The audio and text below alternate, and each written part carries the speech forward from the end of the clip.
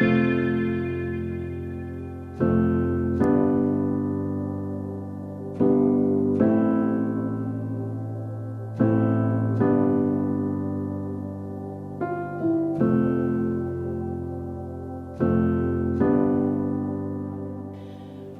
à tous. Une fois de plus, nous sommes ensemble dans Hebdo 66 et c'est la 9e séance aujourd'hui, Hebdo 9.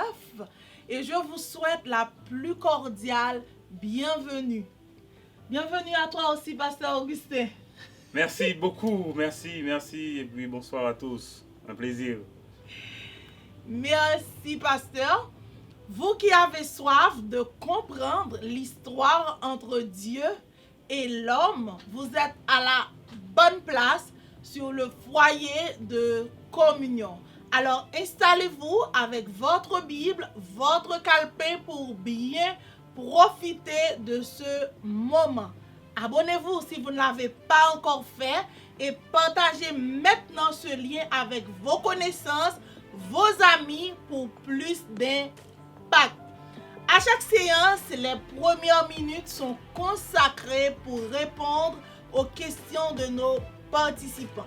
Alors, c'est le moment maintenant de voir les questions que j'avais reçues tout au cours de cette semaine ou les semaines passées. Il y a des questions en attente, mais croyez-moi, tous vous aurez des réponses. Pasteur, on peut regarder la question maintenant?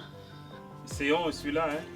Et c'est exactement la raison de ma présence, pour répondre à vos questions. Bon, c'est bon. Comme première question aujourd'hui, que signifient ces paroles en Matthieu 5, le verset 17, quand Jésus a dit que je ne suis pas venu pour abolir la loi, mais pour l'accomplir? C'est une bonne question. Jésus n'est pas venu pour abolir la loi, en ce sens qu'il y a des principes qui sont établis. Jésus ne vient pas vous dire, écoutez, la loi dit de ne pas voler et vous volez. Ok? Jésus n'est pas venu pour abolir la loi. Mais ce que Jésus veut vous dire, il vous dit que il est impossible pour vous de respecter tous les commandements de la loi. Je vous rappelle que la loi est constituée de 613 commandements. On parle souvent de 10, tout simplement. Mais il y en a beaucoup plus. Parce que quand on dit la loi, c'est la Torah. Ça fait référence aux 5 premiers livres de la Bible.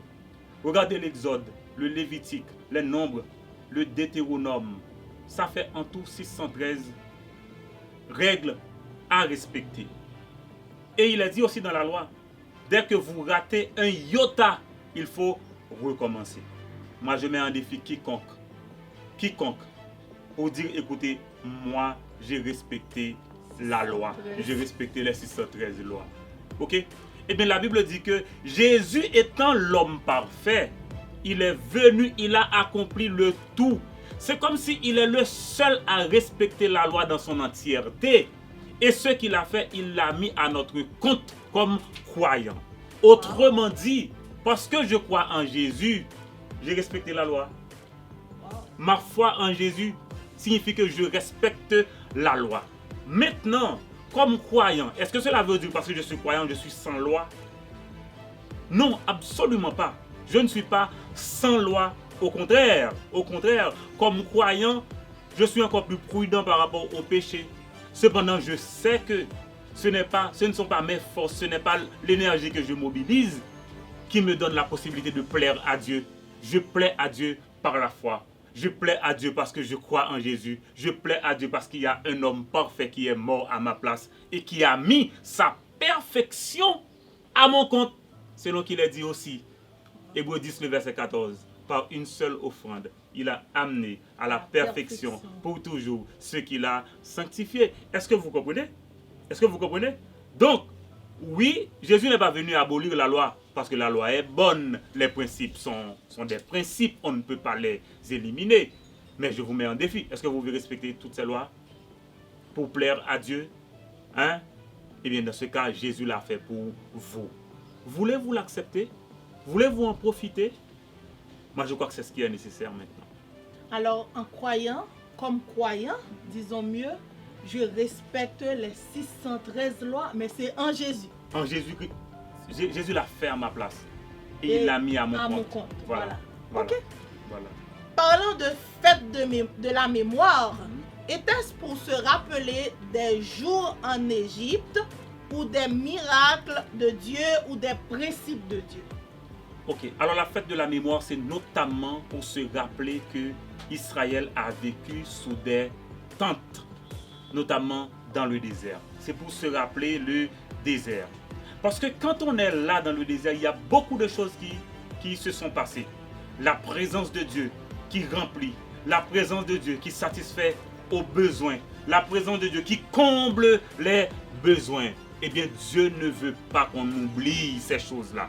Il faut nous rappeler. C'est pourquoi cette fête de la mémoire, c'est pour dire que, ah oui, il y a un Dieu qui a traversé tout un désert avec vous. Et il est dit dans la parole de Dieu, vos pieds ne sont point usés.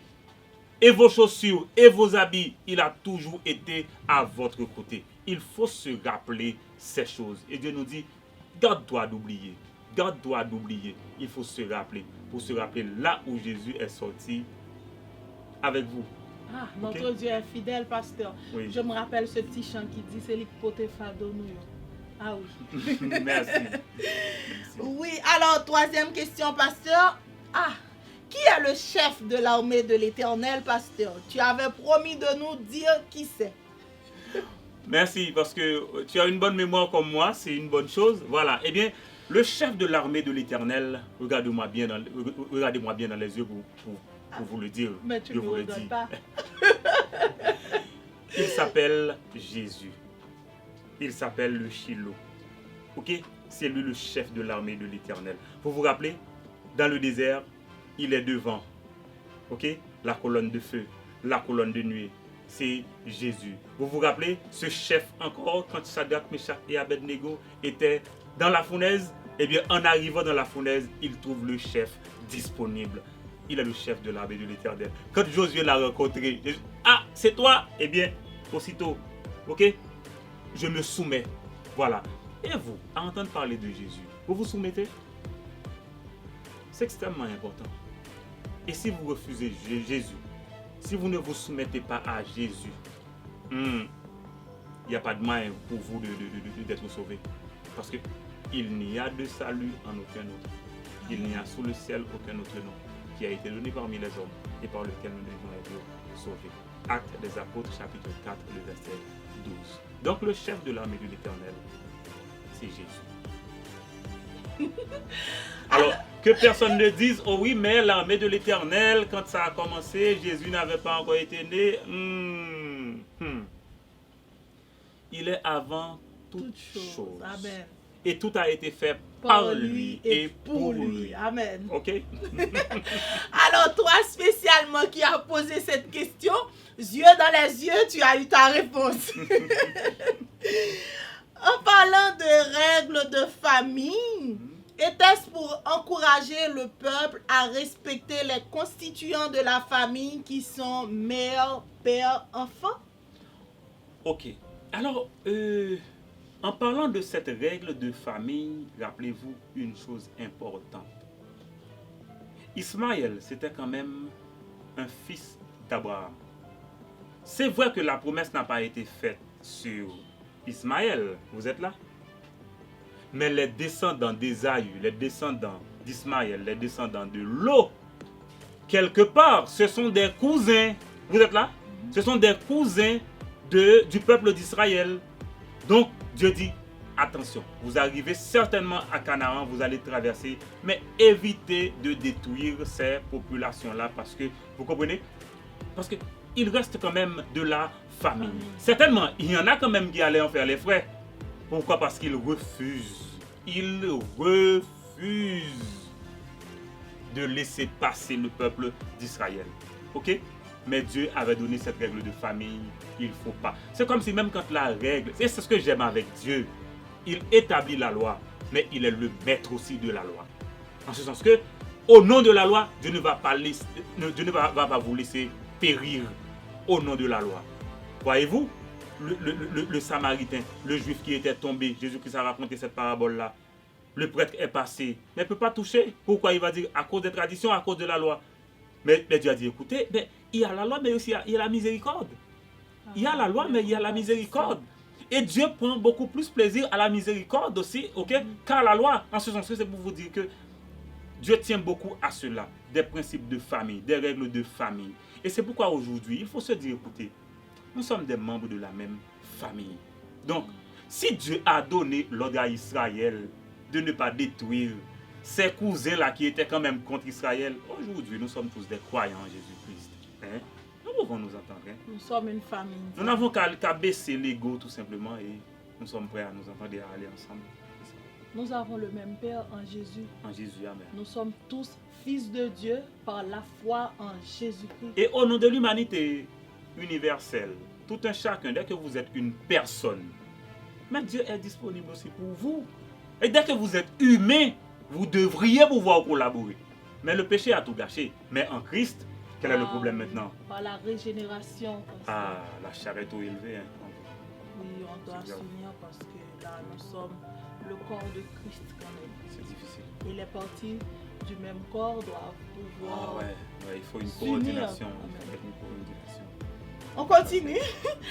Tu as dit la dernière fois que le mot sainteté veut dire mise à part. Or, Dieu nous demande d'être saints comme lui, il est saint. Qui doit nous mettre à part, nous-mêmes ou Dieu? Ok. Bonne question. La parole de Dieu dit c'est Dieu qui nous met à part. Ok? Vous vous rappelez, il dit en Éphésiens chapitre 1er, le verset 3, en Christ, il nous a prédestinés à être saints et irréprochables. Est-ce que vous comprenez? C'est un décret de Dieu qui nous a déclarés saints comme enfants de Dieu.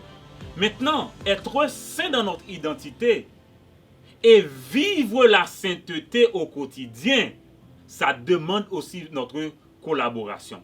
Est-ce que vous comprenez? C'est comme si il nous donne sa sainteté, mais il nous demande aussi de collaborer.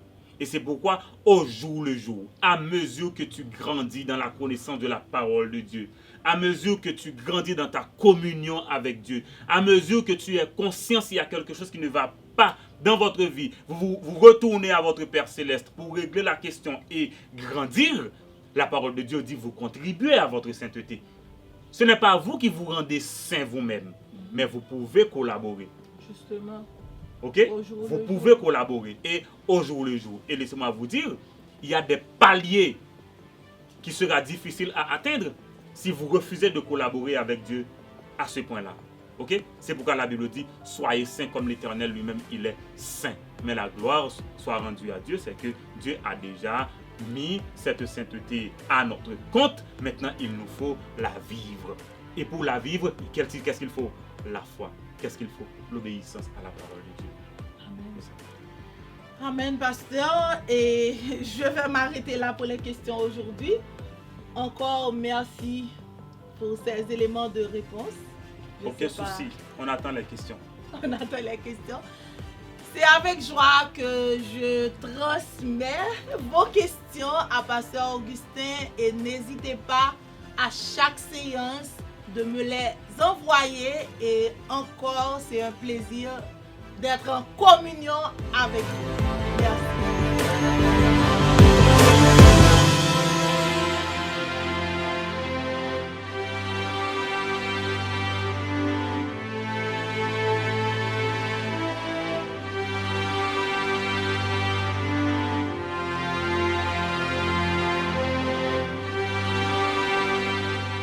En Hebdo 9, aujourd'hui, nous allons voir un ensemble de thèmes, l'échec, l'exil, la loyauté et la restauration.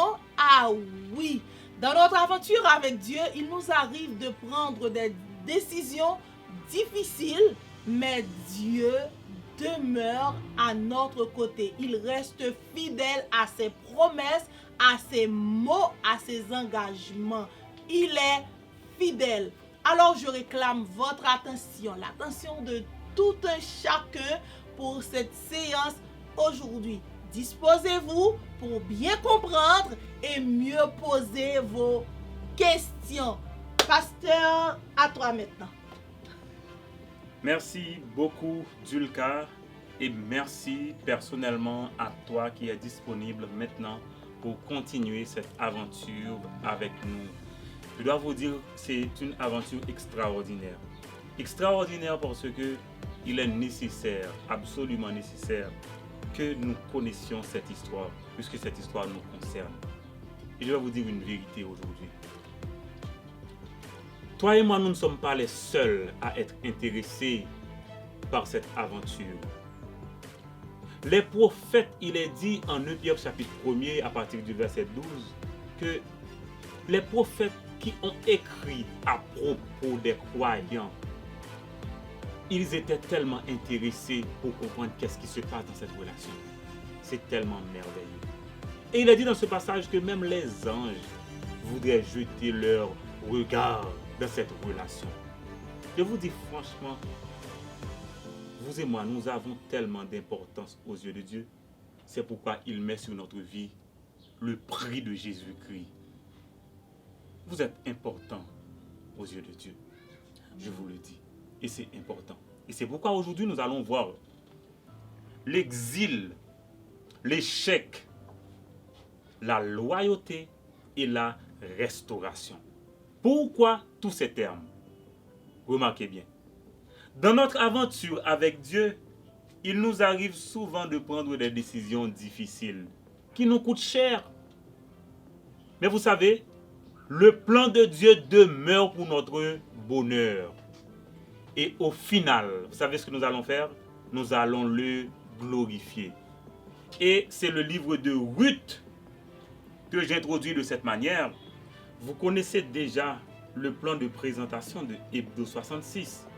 D'abord une petite introduction, ensuite la lecture biblique dans le Nouveau Testament, après c'est la prière, et nous allons voir aussi l'arrière-plan du livre de Ruth. Nous allons voir aussi la place du livre de Ruth dans la Bible. Après, c'est l'actualité de ce livre. Quelles leçons apprendre de ce livre? Et enfin, une petite conclusion. Voilà pour Hebdo 9, ok, en ce qui concerne le livre de Ruth. Je renouvelle mes chaleureuses salutations à la grande famille du foyer de communion. Et aussi salutations spéciales et distinguées à chacun de vous, disponible maintenant pour participer avec nous dans cette aventure sur Dieu et l'homme, cette histoire merveilleuse qui nous interpelle tous. Même les anges voudraient jeter leur regard dans cette vie avec Dieu. Et vous? Il y a encore de la place dans le train, ensemble dans l'étude de la parole de Dieu. Dans la séance Hebdo 8, sur les juges notamment, nous avons vu le prix de l'anarchie et la grâce de Dieu, pour vous montrer que Dieu est de votre côté. Et s'il vous arrive de pécher, c'est le moment de vous repentir et de revenir sur la bonne voie. Et dans la séance d'aujourd'hui, qu'est-ce que nous allons voir? Nous allons comprendre ensemble, à travers le livre de Ruth, l'exil, l'échec, la loyauté et la restauration. Pour vous entretenir sur le fait que, dans notre aventure avec Dieu, s'il nous arrive de prendre des décisions difficiles qui nous coûtent cher, eh bien nous devons comprendre, nous devons savoir que le plan de Dieu pour notre bonheur demeure. Et le final de tout ça sera la gloire de Dieu. Sera la gloire de Dieu. Et pour ce, nous allons lire la parole de Dieu dans la version, comme je vous dis toujours, parole de vie. Et après, nous allons prier, n'est-ce pas, pour que nous puissions intégrer les détails de cette séance dans notre cœur. Il est dit dans la Bible, 2 Pierre 1er, versets 5 à 11. C'est pourquoi, faites tous les efforts que vous pouvez pour croire. Et en même temps, pour mener une vie honnête. Menez une vie honnête et en même temps, apprenez à connaître ce que Dieu veut. Connaissez ce que Dieu veut et en même temps, soyez maître de vous-même. Soyez maître de vous-même et en même temps, soyez patient. Soyez patient et en même temps, soyez fidèle à Dieu. Soyez fidèle à Dieu et en même temps, ayez de l'amitié pour vos frères et sœurs chrétiens. Ayez de l'amitié pour eux et aussi de l'amour. Verset 8. Voilà les qualités que vous devez posséder. Et si vous les possédez en abondance, vous serez actifs et vous serez capables de mieux connaître notre Seigneur Jésus-Christ. Mais si quelqu'un ne possède pas ces qualités, il ne voit pas clair et il ressemble à un aveugle. Il oublie qu'il a été lavé de ses péchés d'autrefois. Alors, frères et sœurs, faites encore plus d'efforts pour rester fidèles à l'appel de Dieu et au choix qu'il a fait de vous. Si vous vivez de cette façon, vous ne risquez pas de tomber dans le mal. Oui, Dieu vous ouvrira largement l'entrée du royaume sans fin, du royaume de Jésus-Christ, notre Seigneur et notre Sauveur. Disons Amen. Amen. Amen. Prions amis pour intégrer ces paroles dans notre vie.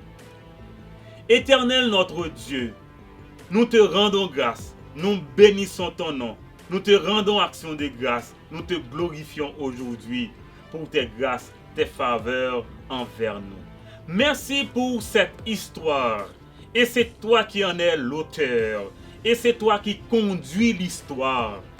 Merci pour cette période où Ruth a évolué à côté de Naomi. Merci pour cette histoire qui nous enseigne la loyauté. Nous savons que tu nous appelles à la vertu et non au péché. C'est pourquoi tu nous fais toute une liste de vertus que nous devons adapter et appliquer notre vie à comprendre et aussi à respecter. Parce que c'est de cette manière que le royaume de Dieu nous sera largement donné. Largement donné. Nous bénissons ton nom pour cela. Notre prière maintenant, c'est que tout le foyer de communion et toutes les personnes que tu connectes à ce service puissent te voir et tomber à tes pieds pour t'adorer, te faire confiance et aussi pour te laisser inspirer et produire ces fruits de l'esprit dans la vie de chacune de ces personnes. Quel est l'arrière-plan du livre de Ruth? Dès le premier verset de ce livre, la référence est faite à la période des juges, du temps des juges. Ça nous dit déjà, l'arrière-plan et le cadre de cette histoire va se référer au livre des juges. Et bien dans le livre des juges, nous avons vu la situation d'Israël après la mort de Josué et avant l'établissement de la monarchie en Israël. Le livre des juges couvre cette longue période de transition de près de 400 années. Dans ce livre, nous découvrons que les enfants d'Israël désobéissent à Dieu et font ce qui déplaît au Seigneur, contrairement à l'engagement pris de servir l'Éternel. D'une part, pour avoir engagé une conquête partielle, donc les enfants d'Israël n'ont pas chassé les Cananéens. Conséquemment, cette cohabitation les entraîne dans l'idolâtrie. D'autre part, l'échec de l'éducation juive aussi, n'ayant pas transmis, n'ayant pas prescrit, comme Moïse l'avait dit en Deutéronome chapitre 6, qu'il fallait écrire la parole de Dieu partout, en sorte que les enfants puissent les apprendre et répéter cette parole le plus possible, entre autres. Est-ce que vous êtes là? Donc, ces deux éléments-là, comme je viens de vous dire, la désobéissance à la parole de Dieu, contrairement à l'engagement pris quand Josué avait rassemblé le peuple, et aussi l'échec de l'éducation juive qui n'a pas su enseigner et transmettre ses valeurs à la jeune génération, eh bien voilà, ce peuple va entrer dans un cycle d'apostasie, de désobéissance, et c'était extrêmement douloureux, c'était extrêmement compliqué pour le peuple. Je vais vous expliquer rapidement le cycle d'apostasie en une réalité que j'appelle cette réalité en 5 R. Ok? Apostasie en 5 R. Un cycle d'apostasie en 5 R. Rébellion, répression, repentance, rétablissement ou rédemption, et puis repos. Les 5 R. On peut résumer le livre des juges par ces 5 vocables que je viens de citer. Rébellion. Si vous lisez le livre de juges, vous allez voir à plus de 7 reprises qu'il est dit « Le peuple faisait ce qui déplaît à l'Éternel. Il abandonne l'Éternel pour aller adorer les Astartés, les Baals. » Aussitôt, la réaction c'est qu'il y a un peuple envahisseur qui asservit le peuple d'Israël. C'est comme un instrument de jugement de Dieu sur le peuple d'Israël. La répression arrive pendant un certain temps, relativement court. Et quand le peuple se repent et retourne à l'Éternel pour solliciter sa grâce, par la repentance, la Bible dit que Dieu intervient. Et comment il intervient? Il intervient en suscitant un juge libérateur. Et aussitôt, c'est le rétablissement, c'est la rédemption. Et ainsi, le peuple connaît le repos pendant un temps relativement long. Je ne sais pas si vous remarquez ce que je vous dis. La répression pendant un temps relativement court, mais le repos pendant un temps relativement long. Vous êtes là? Eh bien, ce cycle, amis, démontre la vulnérabilité de l'homme sans Dieu. L'homme sans Dieu est incapable de faire le bien. Écoutez bien ce que je vous dis. L'homme sans Dieu est incapable de faire le bien. Et même le croyant, sous l'influence de la chair, est incapable de faire le bien. Comme croyant, si nous voulons faire le bien, c'est sous la puissance du Saint-Esprit. Et c'est sérieux. C'est très sérieux ce que je vous dis. Et c'est pourquoi Dieu intervient toujours en accordant une grâce imméritée à l'homme repentant. Bien souvent. Aussi, c'est la démonstration de la toute-puissance de Dieu à travers la faiblesse de l'homme. À chaque fois, Dieu intervient. Maintenant, où sont les géants qui sont venus réprimer le peuple d'Israël? Déjà, ils sont disparus. Et là, je vous dis une vérité fondamentale. Je ne vais pas l'oublier. Vous voyez, amis, la faiblesse humaine plus la présence de Dieu égale puissance. La faiblesse humaine plus la présence de Dieu égale puissance. Donc, ne doutez pas du foyer de communion. Nous acceptons cette faiblesse. Mais nous sommes conscients de la présence de Dieu qui nous accompagne. L'égalité, c'est quoi? La puissance au nom de Jésus. Et sous la puissance du Saint-Esprit, amis, j'ai peur de personne. De rien du tout. De rien du tout. Parce que je crois en mon Dieu. C'est sérieux.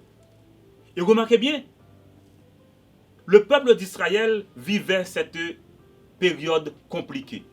Mais voilà ce qu'il faut encore surveiller. Amis, vous qui observez les enfants de Dieu vivre dans des situations difficiles et qui vous en réjouissez, faites attention. Même quand Dieu aurait suscité un instrument de jugement, ce même instrument de jugement sera jugé par Dieu. Vous savez pourquoi? Dieu n'abandonne jamais ceux qui lui appartiennent. Donc, repentance et engagement, deux facteurs clés de la restauration. Mais comment maintenir ce repos? Ça, c'est la question fondamentale et à laquelle le peuple d'Israël n'a pas su répondre à chaque fois. C'est pourquoi à chaque fois aussi le peuple est retourné dans cette situation macabre. À bien des égards, quand je regarde la période des juges, je vois le peuple haïtien aussi. Comme si nous sommes en train de tourner en rond dans une situation qui n'est pas appropriée. Moi, j'ai jamais compris comment les Haïtiens ont fait pour répéter l'autre, pour vivre pendant ces 300 années dans l'esclavage. J'ai jamais compris comment les Haïtiens font. Moi, je le vis aussi pour vivre cette période compliquée. Mais écoutez, nous cherchons la voie, mais il faut trouver cette voie. Et je vous le dis, le foyer de communion est là pour rechercher cette direction du Seigneur, pour qu'enfin nous puissions sortir de cet enfer. Nous ne pouvons pas rester là. Nous ne pouvons pas mourir dans ce désert. Et j'en appelle à la génération du désert d'Haïti. Rassemblons-nous. Rassemblons-nous. Nous allons reconquérir notre pays. Nous allons reconquérir notre pays. C'est impossible. Nous n'allons pas continuer dans cette manière de vivre. Et les juges, Dieu les avait suscités pour accorder le repos à Israël. Eh bien, le foyer de communion est cet instrument entre les mains de Dieu. Oui, et Dieu va l'utiliser puissamment pour redonner ce pays aux Haïtiens. Je le crois, je le confesse, je ne cesserai pas de le proclamer, parce que c'est ce que Dieu me révèle. Je prends l'engagement, et je vous le dis, et c'est sérieux. Voilà, c'était l'arrière-plan du livre de Ruth.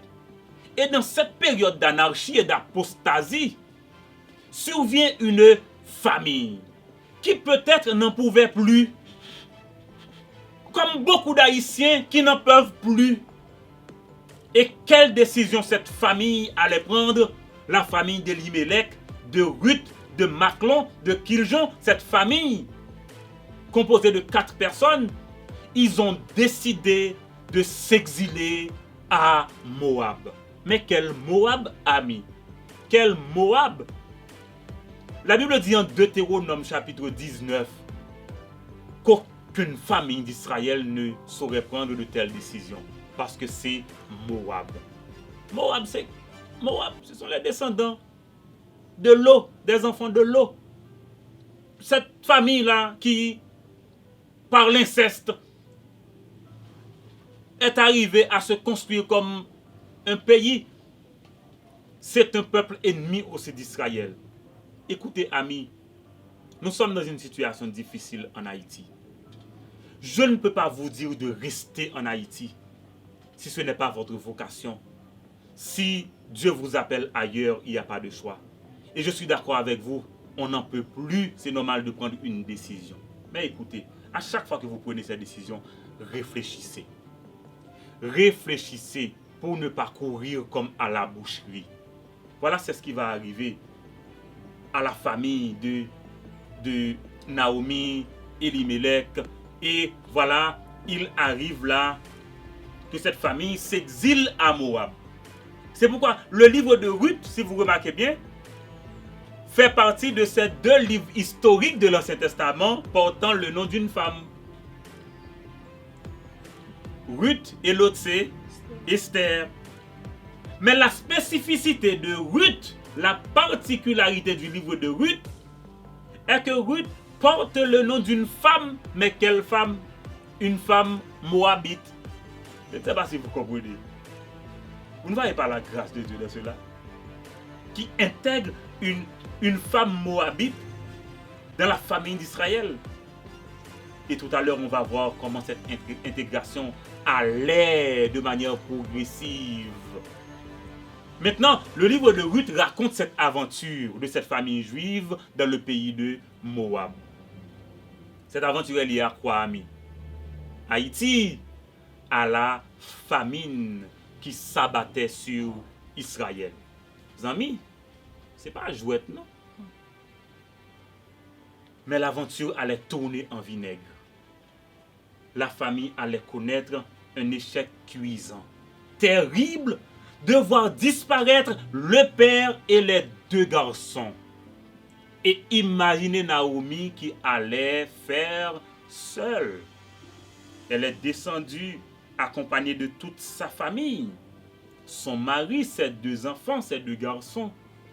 Et maintenant, à Moab, seule. L'aventure est tournée en vinaigre. Maintenant, que doit faire Naomi de ces 2 belles filles, puisque les 2 fils de Naomi, Machlon et Kiljon, s'étaient déjà mariés là-bas. Voilà le livre de Ruth. Une histoire de migration, une histoire d'intégration, une histoire d'adaptation. Et vous allez voir comment, de cette histoire personnelle d'une famille, Dieu va atteindre une plus grande histoire de tout le pays d'Israël et pour enfin aboutir à l'histoire du monde. C'est ce que j'aime en Dieu. Et je vais vous donner un petit peu l'aperçu. Disons Ruth, répétez ça, Ruth, David, Jésus. Vous ne comprenez pas. Ruth, la Moabite, intègre une famille en Israël. Il est la grand-mère de David. Donc, David, le roi d'Israël, et imaginez David, un aïeul de Jésus. Autrement dit, si vous lisez la généalogie de Jésus, vous allez trouver le nom de cette femme, Ruth. N'est-ce pas une histoire de la grâce? Un plan pour ce livre, rapidement. L'exil et l'échec de la famille, du couple Elimelech et Naomi. Ruth chapitre 1er, verset 1 à 5. 2. La loyauté de Ruth. Ruth chapitre 1er, verset 6 à 22.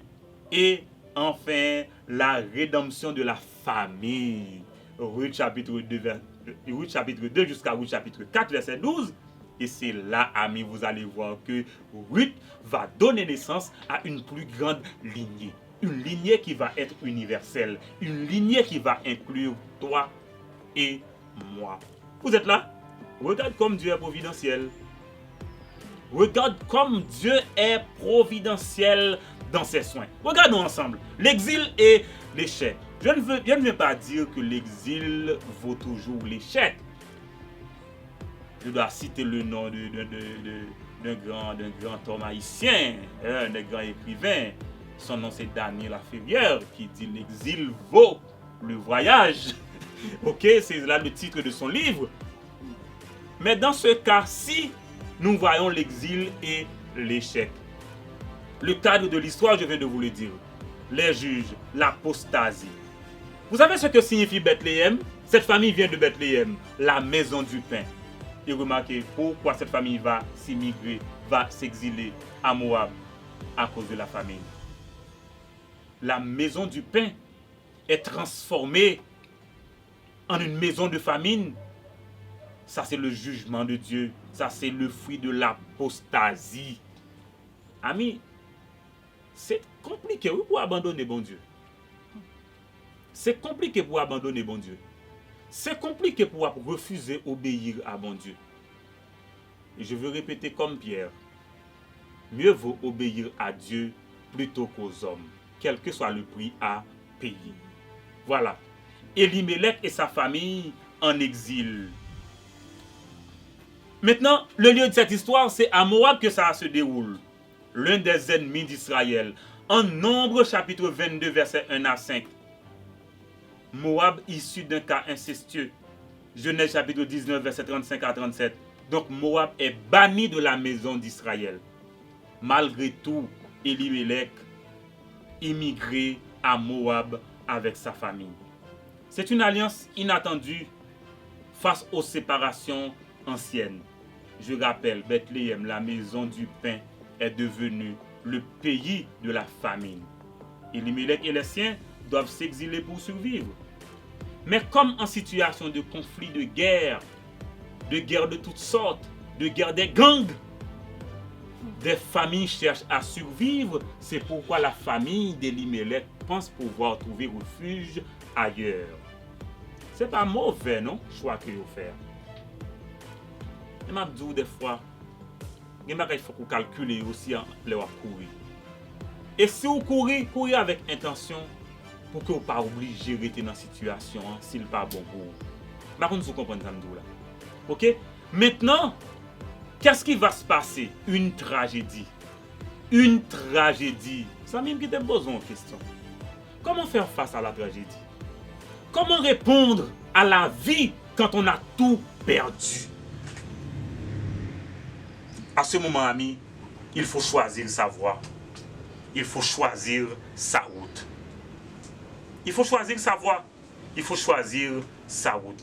Parce qu'il se peut que ce soit dans ce moment de tragédie que Dieu est en train de vous parler pour vous dire, écoutez, je suis là. Je suis là. Comme je viens de vous le dire, dans notre aventure avec Dieu, il nous arrive de prendre des décisions qui nous coûtent beaucoup, qui nous coûtent cher. Mais vous savez, Dieu demeure fidèle à son plan pour notre vie. Et au final, nous allons glorifier notre Dieu. Souvent, nous n'allons rien comprendre. Nous n'allons pas comprendre. Nous allons au contraire nous révolter contre Dieu. Mais assurément, Dieu est patient avec nous parce qu'il sait très bien là où il nous conduit. Il va parler à nos cœurs et au final, nous allons le glorifier. Maintenant, remarquez bien l'histoire en Ruth chapitre 1er, Elimelech tombé mourir. Problème. Ça pas suffi, Maclon tombé le mourir tout.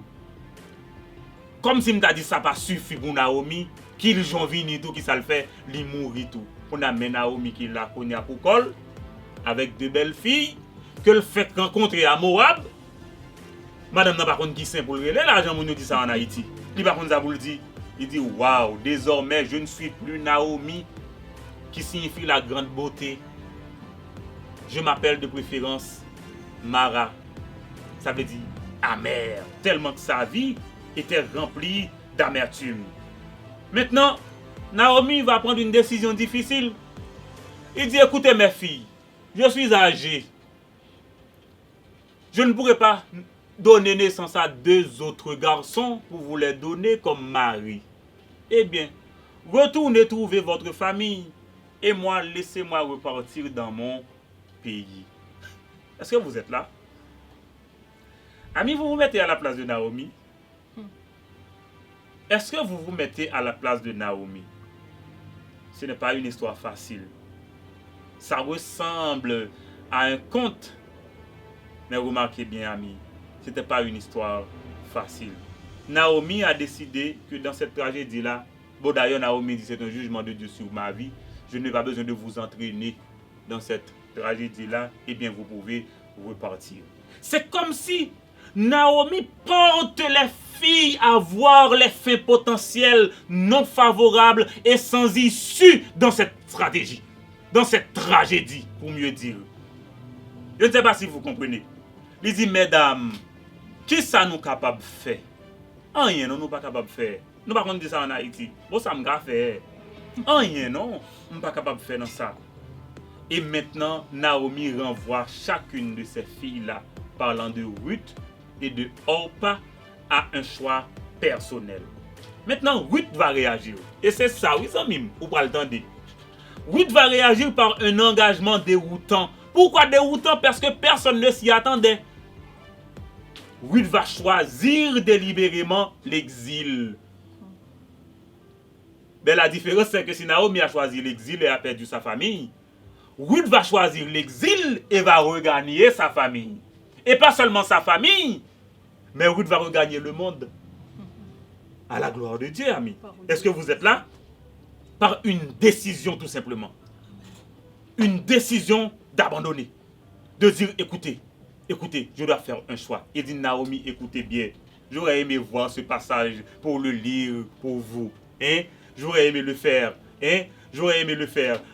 Regardez avec moi ce passage, n'est-ce pas? En Ruth, chapitre 1er, quand Naomi a fait cette belle déclaration, hein?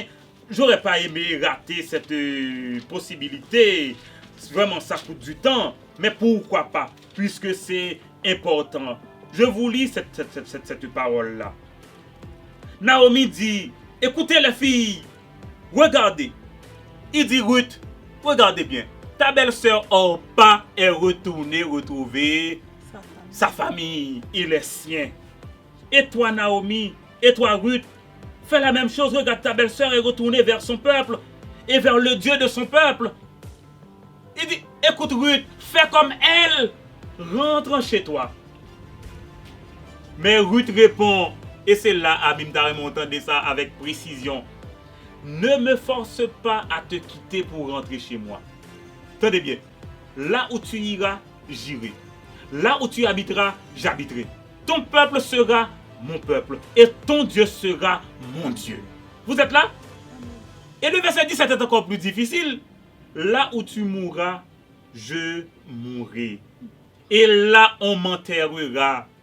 Il dit, et que le Seigneur me punisse très sévèrement si ce n'est pas la mort qui me sépare de toi. Alléluia. Zami, attendez bien. Ou attendez moun qui critique moun qui loyal. Pas faire ça, attendez. Pas jamais faire ça. Parce que la loyauté est une vertu et Dieu récompense la vertu. L'homme qui a des vertus, hein, et puis il dit, oh, mon cher, il est sous bluff, mon cher. Quand on a fait pour toute grosse décision, ça, comme ça. Et pourtant, bon Dieu dit, écoute, vas-y, suis cette voie, et c'est là que je t'appelle. Et c'est là que je vais te faire grand. Et c'est l'appel de Dieu. C'est l'appel de Dieu. Ruth dit que si ce n'est pas l'homme qui sépare moi avant là, je ne vais pas quitter. Et le Naomi, ouais, Ruth décidé, il dit pas de choix de Ruth. En aller. 2 veuves sur la route du retour. 2 veuves sur la route du retour. Mais regardez, il y a une question que je voudrais quand même vous poser. Quelle intuition pousse Ruth à une telle décision? Elle prend en main son destin. Orpa fait demi-tour. Personne ne doit juger Orpa. Parce que c'est une décision normale qu'elle a prise elle-même. Parce que, écoutez, il faut regarder la vie en face. Pour ne pas se laisser berner. Pour ne pas se laisser illusionner. Vous êtes là? Mais la récompense revient à Ruth. Et cette récompense sera universelle et éternelle. Il dit, ton peuple sera mon peuple. Et ton Dieu sera mon Dieu. Vous n'êtes pas là, amis. Est-ce que vous êtes là? Ton Dieu sera mon Dieu. Et c'est ça, oui. M'a dit ça, ami. Naomi pensait que c'est le destin qui s'abattait sur sa vie. Par contre, il y a des gens qui disent ça en Haïti. Ah, petit ça pas bon. Depuis que l'MT ou petit ça j'en ai il pas bon. Zami suspend prononcer vos mauvaises paroles sur la vie moun. OK? Sur la vie ti moun. A vinn punir moun dire oui ou pas jambe qui ça. Ça ko pas nous ça. Ou même qui bon Dieu. Ou pas bon Dieu, pas fait ça. Pas fait ça. Les parents qui comptent, on a même des serviteurs de Dieu à prononcer de mauvaises paroles sur moun. Ne faites pas ça. Ne faites pas ça. Parce que vous-même, vous allez attirer jugement sur vous. Vous entendez? Vous allez attirer jugement sur vous. Et un verset dans la Bible, je ne peux pas citer le pour vous. Parce que bon Dieu a retourné malédiction sur vous. Malédiction à prononcer. Il a retourné sur vous. Faites attention, pas faire ça. Voilà. Le malheur de Naomi. Naomi, quoi, c'est ton malheur, c'est ton destin comme ça. Naomi pensait que peut-être son péché, il t'a fait la payer. C'est destin ça. Dieu l'a voulu ainsi. Mais en revanche, Ruth fait confiance à ce Dieu que Naomi pense qui mettait dans sa liée. Ruth fait confiance à bon Dieu ça, l'irrité avec Naomi. Les amis, vous comprenez ça qui veut? Des fois, vous-même, vous regardez tête comme un échec et pourtant sont source de bénédiction pour l'autre monde. Amen. L'autre monde qui voit comme échec, yo vient saisir après, oui. Pour c'est vous-même qui vient source de bénédiction. Parce que c'est une source d'attraction. Parce que écoutez, la vérité, c'est la vérité. La vertu reste la vertu. Est-ce que vous êtes là? Ruth fait confiance à ce Dieu. Grâce à la loyauté de Ruth, le destin fatal de Naomi s'ouvre sur un avenir heureux et glorieux. Est-ce que vous comprenez? Maintenant, deux mesdames qui ont route là, ils retournent à Bethléem. Et là, ils retournent qui s'arrivait, Dieu a visité ce peuple. Au point que maintenant, il y a les champs qui sont mûris, il y a de la récolte. Mais maintenant, il faut un permis de travail pour Ruth. Or, Ruth est arrivée à Bethléem avec un statut d'étranger. Est-ce que vous êtes là? Un statut de pauvre et d'étranger. Quand vous avez ce statut, il vous faut un permis de travail. Mais la parole de Dieu avait prévu ça. Quel est le permis de travail de Ruth?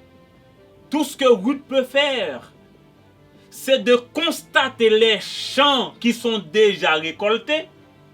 Et tout ce qu'elle peut faire, c'est de glaner après la récolte. Maintenant, il est aussi dit dans la loi, si vous savez mettre jardin ou récolter jardin, ou pas qu'à ramasser graines qui tombent.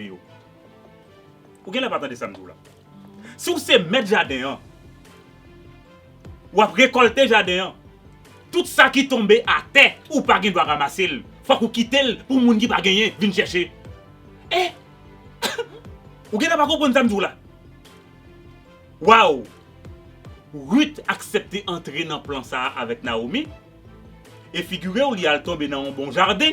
Ou après qui bon jardin ça? Ruth commençait par ramasser des graines qui à terre. Il ne pas cueillir, non? Regardez bien le principe là bien. Il ne doit cueillir. Mais il a ramassé ça qui tombait à terre. Et même si vous savez mettre jardin, Je parle avec nous tous qui mettent jardin ici. Mettre jardin. Ou mettre toute bagaille, pas de problème. Mais la Bible dit tout ça tombe à terre. Il n'y a pas pour vous encore. Ou bien jardin pour vous déjà. Et l'autre monde n'a pas gagné. De qui ça va vivre? Mais il faut qu'on comprenne ça. Dieu avait prévu ce principe pour ceux qui se veulent capitalistes, outrés dans ce monde, dans ce pays et jusqu'à présent. Et qui va être non serviteur, mon Dieu, encore. On dit non, non, non, non, non. Ça tombe à terre, quittez-le là. Maintenant, en dépit de ces difficultés, Ruth va adopter une attitude confiante et responsable. Et c'est très important. Il là tout doucement. Il parcourir à l'école. Ok? Ruth rive. D'ailleurs, elle arrive avec sa belle-mère. Normalement, qui peut faire quelque chose maintenant? C'est Ruth.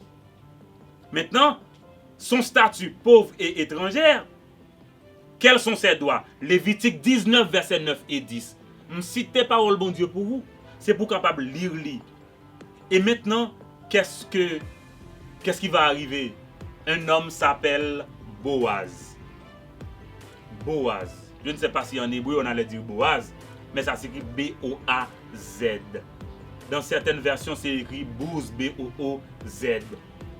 Boaz, le propriétaire du jardin, va reconnaître la main de Dieu, la providence de Dieu dans ses actes que Ruth a posés. Comme Ruth a manifesté une attention bienveillante envers Naomi. Regardez bien, amis. Au cas pas qu'on ait pris loyauté. Et non seulement que Ruth a manifesté cette attention bienveillante envers Naomi, sa belle-mère. Ruth est arrivée à Bethléem. Regarde, elle accepte son statut d'étranger pour commencer par travailler dans un champ. Le champ certainement appartient à un homme sérieux qui a pu voir la main de Dieu et la providence de Dieu en Ruth. Est-ce que vous êtes là avec moi? Et c'est à ce moment-là, Boaz va manifester aussi de la bienveillance envers Ruth.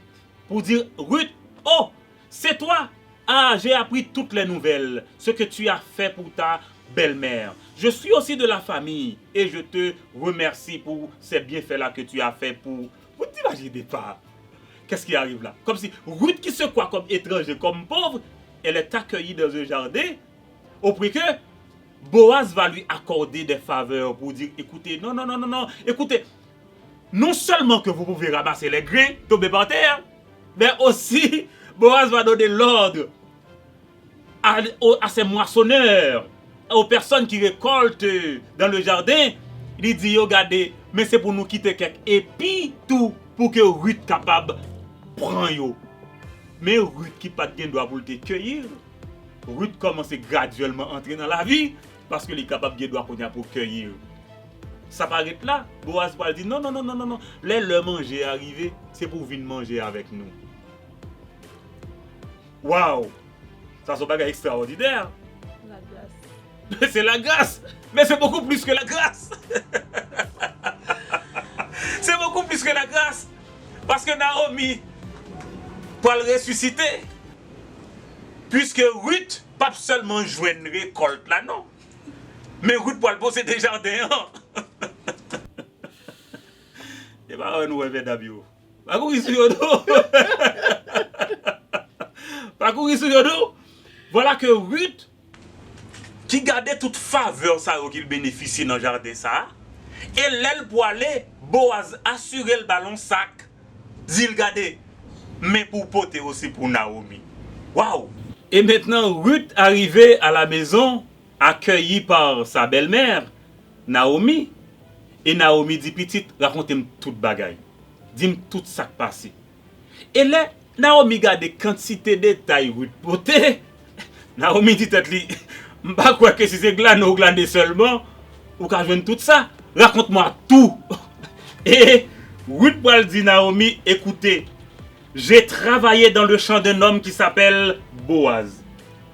Alors Naomi dit à Ruth, je le vois.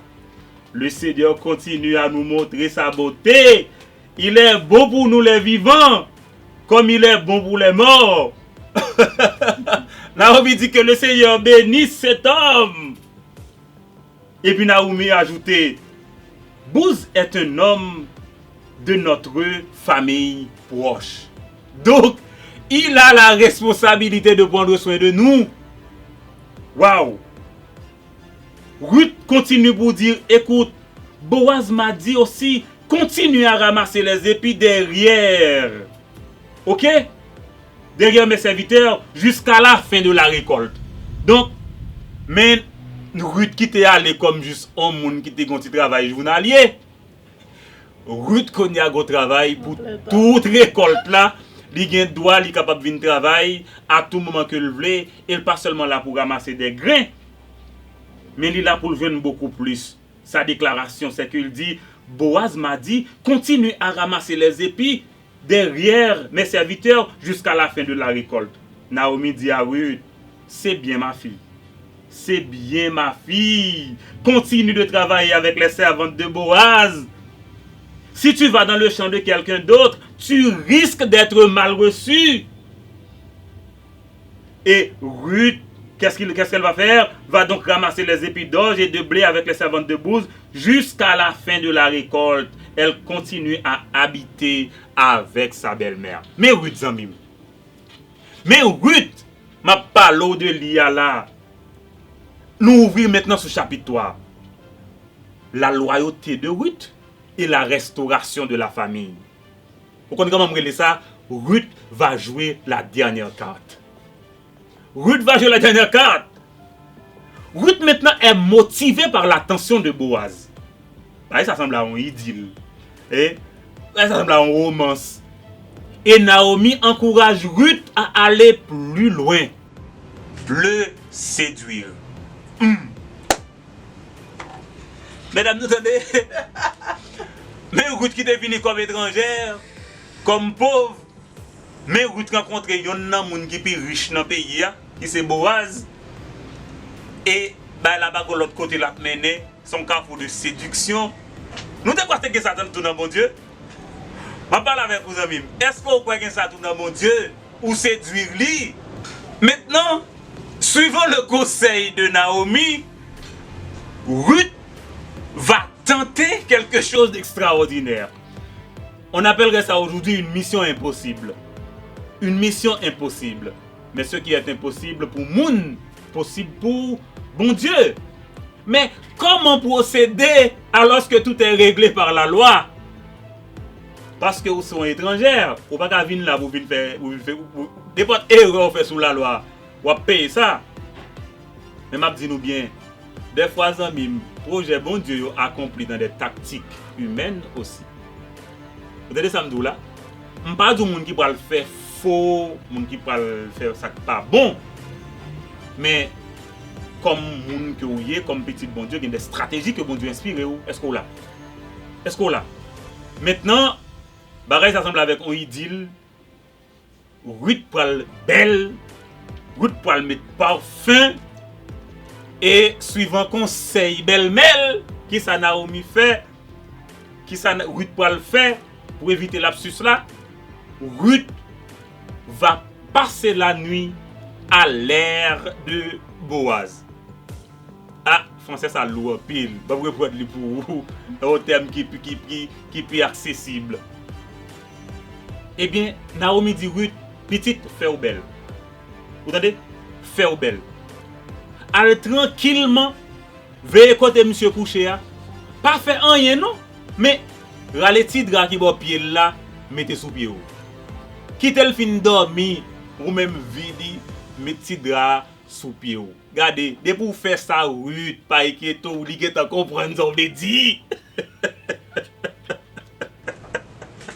Bon, c'est intelligent assez, la comprendre ça veut dire. Et voilà. Bah là, c'est extraordinaire, ami. Mais il faut rire aussi. Eh bien, la démarche de Ruth, les Boaz levé, Boaz senti qu'on mouvement côté le coucher. Et Boaz pas n'importe qui monde, c'est un monde sérieux. Les senti qu'on gars secoué par pied. Et puis Boaz dit, oh, qui est ça? Sauf fait là. Et Ruth répond, lui dit, oh, je suis Ruth, je suis là parce que je sais que tu as le droit de rachat sur moi. C'est pourquoi je suis là. Waouh! Ben, elle a commencé à gâter pour Boaz. Il dit, ah, même t'as aidé, même pas comme t'es besoin d'aller jusque-là parce que ça c'est la loi qui détermine. Maintenant, on va faire appel à une loi qu'on appelle le Lévira. Vous avez ça me dit, hein? Comment me dit loi relais encore? Le Lévira. C'est une démarche qui relève du Lévira. Donc, Boaz dit, bon, où est-ce qu'on fait là encore, Ruth? Lipi bien toujours parce qu'on montre que son monde sérieux. Ou pas venir là pour nous chercher monde, ou venir là pour venir dans même famille Naomi, Jean la loi Mandel là ou venir pour respecter la loi. Moi apprécier ça. Mais Ruth, ou mettre de coucher oui, mais même pas le toucher, il va pas dans rien fois bon, OK. Pas dans rien jusqu'à ce que la loi dit qui ça qui pour faire. Vous avez des amis. Victor Hugo écrit un bel poème sur ça. Ou qu'à chercher Boaz endormi. Boaz endormi. Et maintenant, qu'est-ce qui va arriver? Effectivement, Boaz va le repasser dans toute famille. Et Naomi, est-ce que pas gagné, yon moun qui pi proche parent, pas celle qui gagne droit ça, pour ne pas violer la loi. Deutéronome chapitre 25, verset 6. Est-ce que nous avons bagay, les amis? Ça veut dire ça, Ruth a le fait, c'est bon bagay, elle le fait mal, non? C'est la loi qui dit, mari ou mourir, il pas quitter famille. Eh bien, on frère mari ou doit ba ou yon l'autre famille. Premier petit au favel là, on parle porter non mari. Est-ce que vous comprenez? Deutéronome 25 verset 6. Je ne vais pas vous lire pour vous, OK? Mais maintenant, on va appliquer la loi du Lévira. Mais un problème va se poser. Boaz n'est pas le frère de Maclon. Vous n'êtes pas là. Boaz n'est pas le frère de Kiljon. Comment ça va se faire? Eh bien voilà, en droit, on appelle ça une réinterprétation de la loi. En ce sens que Boaz va dire, bon, je connais un parent qui est plus proche, Bassim. Nous allons demander avant. Et puis Boaz là, c'est un homme politique haïtien. Il compte comment pour mettre stratégie à terre. Parce que Boaz était intéressé tout, ok? Boaz était intéressé tout. Faut nous dire ça. Boaz était intéressé. Boaz dit, ok, mais ça ne va le faire. Nous allons les amis, ça qui est plus, qui t'a doué plus ou moins proche que moi, nous allons demander qui ça le fait. Pour Boaz faire ça, comme ça le fait, je ne vais pas le lire pour nous, nous ne pas dire nous ça en résumé. Lire les amis pour le dire, amis, je dis bien. Naomi retourne dans le pays et il a terre dans la famille et il met la vendre. Ou qu'on principe là, son parent dans la famille qui peut acheter terre. Monsieur dit, oh oui, m'a acheté. Boaz tout dit, soit acheter terre, ou marier à Ruth, ou pas comprendre. Parce que vous connaissez que nous créons terre. Mais nous parlons de reste là. Et bien, si vous prenez terre, vous prenez responsabilité à tout. C'est là ça, monsieur dit, ah, Boaz, il aime pas bagay ça do. Mon cher, plutôt passer. Il dit, eh bien, ok, si pour ça fait, ou pour le devant instance légale qui place pour ça. Ou pour déclarer que ou renoncer à droit ça. Et à ce moment, doit avoir revenu à moi. Laisse ça, je connais que je prends tout bagay, incluant.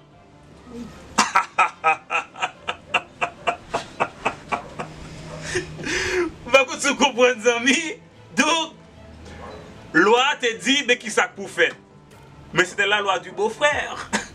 Boaz n'est pas le beau-frère. Eh bien, là, vraiment, il n'y a pas de beau-frère. Comment s'en sortir? Boaz trouve la solution. Son plan, c'est quoi? C'est une réinterprétation de la loi. Maintenant, Boaz peut quand même marier, amis, mon petit garçon tombé. Obed.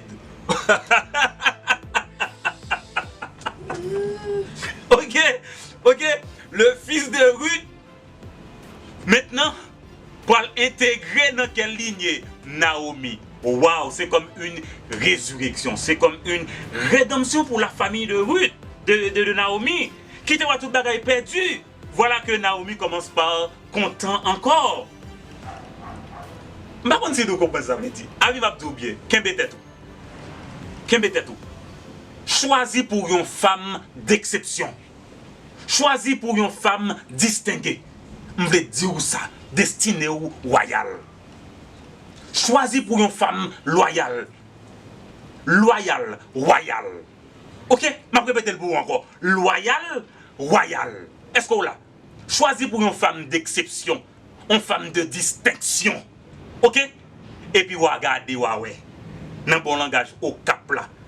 Regardez, ouais. Et puis, ouais que ou royal aussi. Ok? Maintenant, ou parle ouais, dans la généalogie David, parle que non Ruth, la mère d'Obed. Obed, c'est le père d'Isaïe, le père de David. Est-ce que vous êtes là? Et s'il remontait, puis là, c'est petite Pérez, petite Judas, petite Jacob, notre petit Abraham. Est-ce qu'on l'a? Est-ce qu'on l'a? Et c'est comme tu l'as dit, aïeul de Jésus-Christ. Par contre, nous là avec mes amis. Donc, qui t'aime font une récitation pour vous? Jacob, Judas, Pérez, Boaz, Ruth, Naomi, Obed, Isaïe, David, Jésus. Est-ce qu'on l'a? Est-ce qu'on l'a? Donc, amis, la loyauté a un prix. Même si on critique, loyal quand même. Loyal quand même. Maintenant, quelle est l'actualité du livre de Ruth? Comme si on a dit, on livre tant que Ruth. Comment on est capable d'utiliser l'information ça yo? M'a dit bien. L'on lit Ruth, où est le prix de la grâce? Ami, quel est le prix de la grâce? Jésus. Jésus, c'est le prix de la grâce. Regardez bien. La loi te dit en Deutéronome 23, les Ammonites, les Moabites ne seront jamais acceptés dans l'assemblée du Seigneur. Il dit, même ceux qui sont nés d'eux jusqu'à la 10e génération ne pourront pas être acceptés. Pour qui ça? Parce que Mounsa n'a pas été gentil avec Israël. Qui s'acrivait? Quelle est la classe de Ruth? Première génération ou 10e génération? Première génération. Ruth admise dans la famille de Dieu, dans la famille d'Israël. Elle pas seulement dans la famille, bon Dieu, non? Mais Ruth va être l'arrière-grand-mère de Jésus. Waouh! C'est ce que j'appelle une intégration réussie. Une intégration réussie. Nouveau pays pour Ruth, nouvelle culture, nouvelle religion, nouvelle famille. Mais aussi, comme on a dit ça, il vient bon Dieu. Il vient bon Dieu parce que c'est dans l'idolâtrie qu'on a vient gagner bon Dieu. Est-ce qu'on l'a? On nous apprend quelques leçons dans le livre ça. La vie avec Dieu demande du bon sens. La vie avec Dieu demande la sanctification. Et la vie avec Dieu incite à s'entraider de façon concrète. Attendez, ça me dit là bien. Ayez du bon sens. Et des fois, il faut aller de l'avant. Parce que le renouveau se bâtit en privé. Attendez, ça m'a dit là bien. Ou imaginez Ruth te quitté Naomi perdu Boukol. Ruth t'a pas vivre ti vie misérable à Moab. Mais Ruth pas t'a jamais connaît. En pleurs. Royal ça que le pas vinn gagner konya côté que Ruth dans la lignée de Jésus-Christ. Est-ce que vous comprenez? Yo parlé de malheur, les ça arrivé au dit un destin. Bien souvent c'est les bagages là passé mal yo parler de destin. OK? M'a dit nous bien pas connaît. Mon compte ça me connaît seulement. On moun. Que vous c'est petit bon Dieu, que vous pas petit bon Dieu gen bagay ou pas fait. Gen des décisions faut qu'on prend yo. Gen aide ou bay yo. Parce que sans on pas connaît, bon Dieu utilise ou comme un ange au service de petit li. Et parole bon Dieu dit, même si c'est un verre de l'eau ou bay petit bon Dieu yo.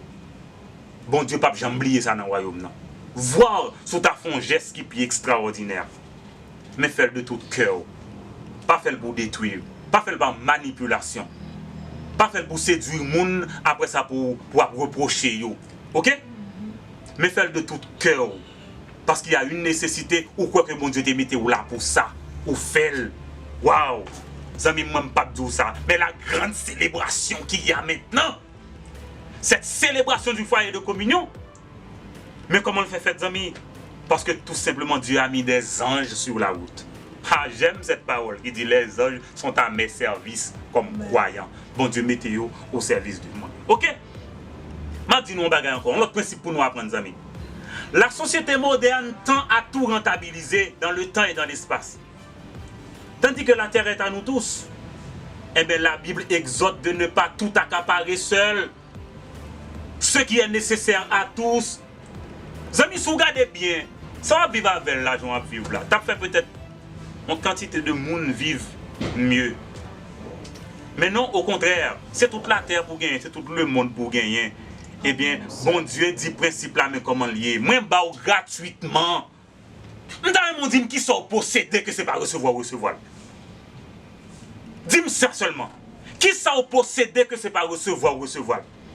Si c'est recevoir, pour qui ça pour un orgueil? Pour qui ça pour vanter tête? C'est moi gagnant, c'est moi. Et les autres? Ah, m'abdou bien amis. Si vous riche, soyez riche pour Dieu. Autrement, il est capable fatal. M'dou ça. Dieu donne tout gratuitement.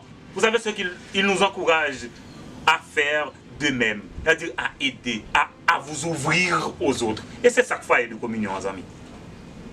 Un autre principe pour nous apprendre, la loyauté récompensée.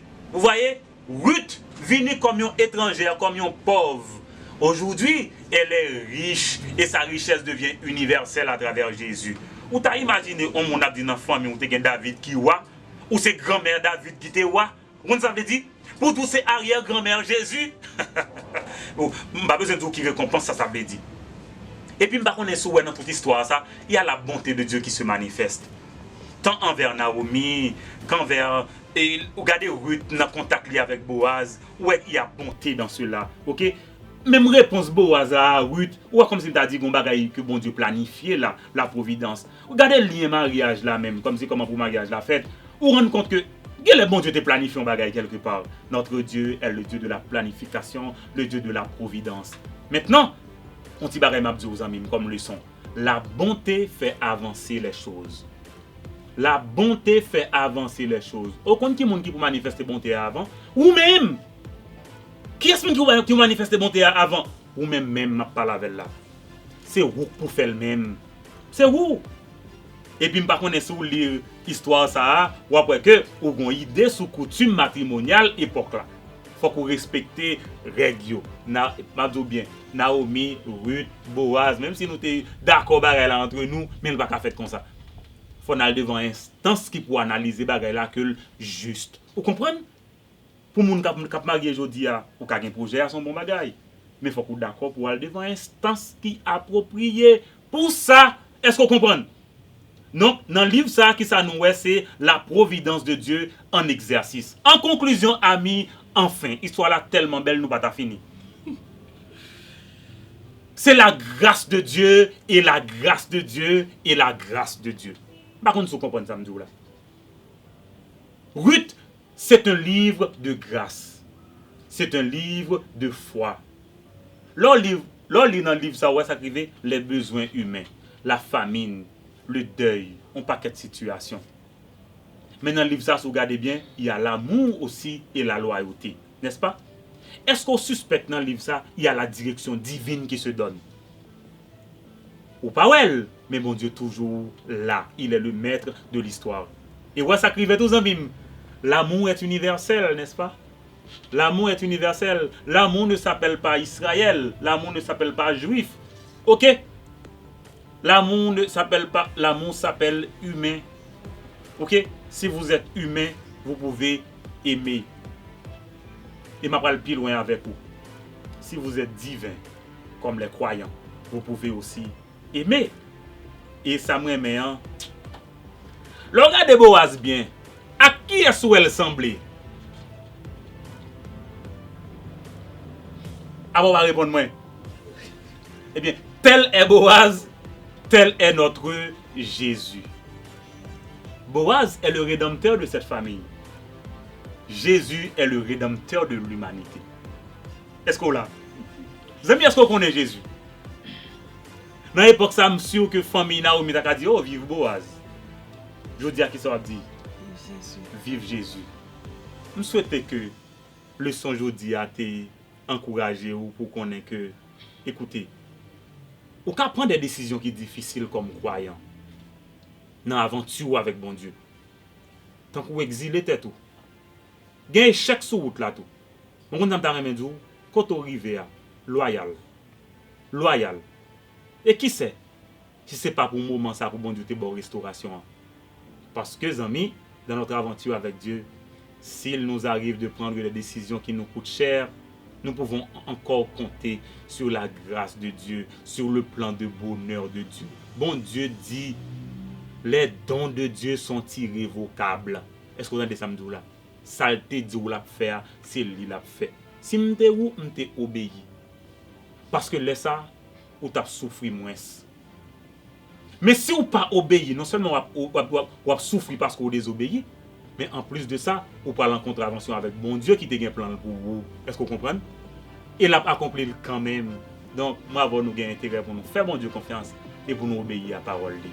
Le foyer de communion. Merci, amis.